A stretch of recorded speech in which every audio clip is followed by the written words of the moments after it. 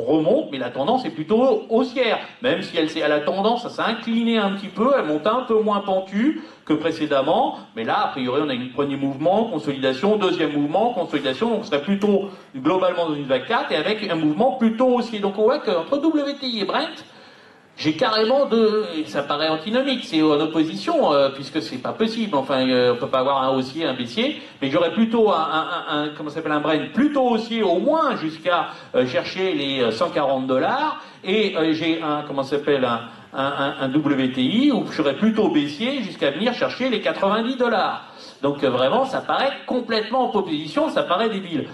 Bon, pour l'instant, je me mouille pas sur le pétrole. Moi, je vais rester plutôt, je vais dire ce que le graphique me donne. Brent plutôt haussier, en attendant effectivement de casser les 114. Et là, je pense qu'on peut aller facilement toucher les 140, 142. Hein. Moi, je suis assez rapidement. Et par contre, je suis plutôt baissier sur le WTI. Évidemment, à condition de rester ici, ça doit être les 112 à peu près. On reste sous cette zone-là, 110, 112. Et tout de suite, on part en 400, 101, 98 et aller à 92 à peu près sur cette ligne-là, etc. Mais globalement, on a un mouvement qui devrait descendre et continuer au fur et à mesure par des swings, différents swings, aller à la baisse. Donc voilà un petit peu ce qu'on pourra revoir dans 6 mois, un petit peu, et voir cette opposition WTI et Brent, et voir ce qui s'est passé, comment ça s'est traduit dans les faits graphiquement. Voilà.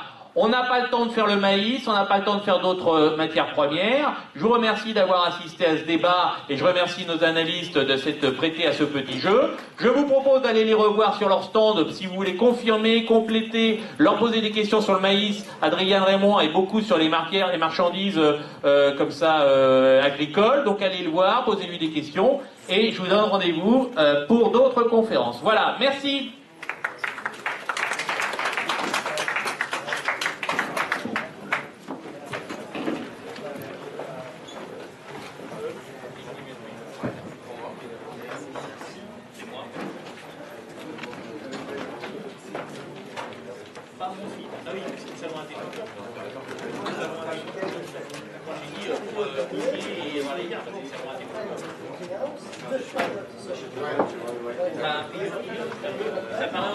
Ça paraît antinomique,